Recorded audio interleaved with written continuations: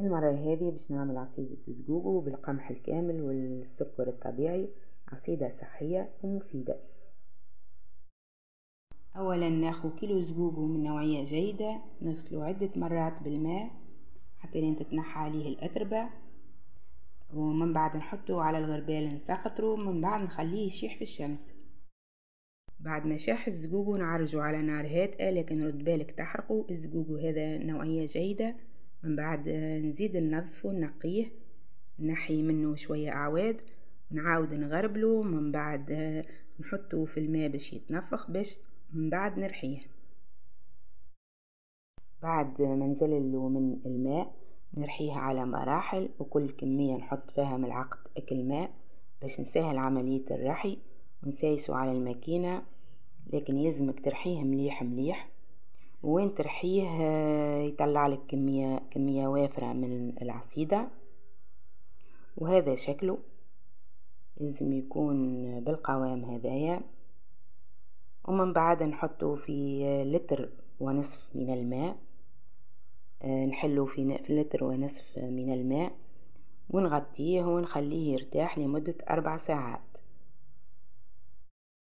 بعد ما ارتاح الزقوق في الثلاجة مدة 4 سوايع، توا نصفيه بغربال الشعر بحيث يبقى كان البذور هذه باش نزيد عليها لتر ونصف من الماء، ونعاود نرحها في الخلاط الكهربائي ونعاود نصفيها في غربال الشعر.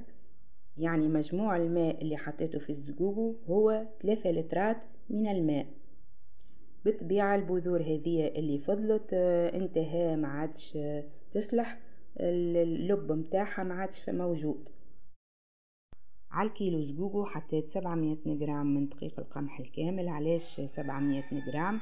على خاطر القمح الكامل ماهوش كيما الفارينة. من بعد حطيته في سائل الزقوق واللي صفيته وخلطت مليح، وزدت عاودت حطيته في الخلاط الكهربائي باش يترحى مليح مليح.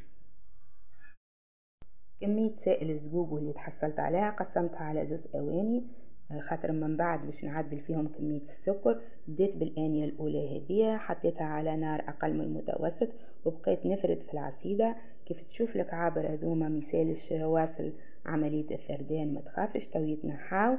العصيدة يلزمك توسع بالك معاها وتبقى تفرد فيها مليح مليح.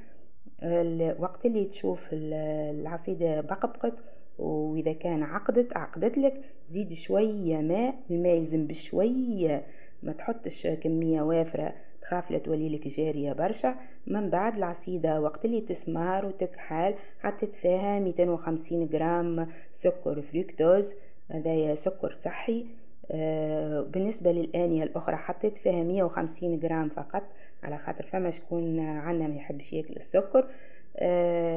العصيدة يلزمها تكون بالقوام هذايا، ما يلزمهاش تكون عاقدة، خاطر إذا كان باش تكون عاقدة كي تحطها في الكؤوس باش تولي لك جامدة كيف تبرد، وهو قوام مش مستحب.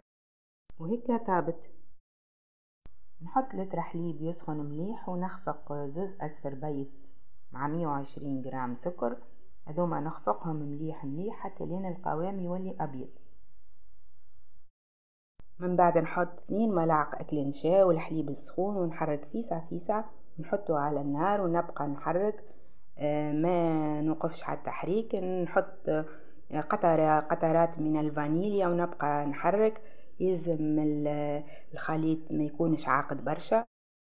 بعد ما بردت العصيدة توا حطيت عليها الكريمة البيضة، والكريمة البيضة يلزمها تبرد مليح مليح قبل ما تحط عليها الفواكه الجافة، خاطر الكريمة كي تحط عليها الفواكه الجافة وهي مازالت سخونة تولي منظرها مش مزيان. وهذا شكلها، وصحة وبشفاء.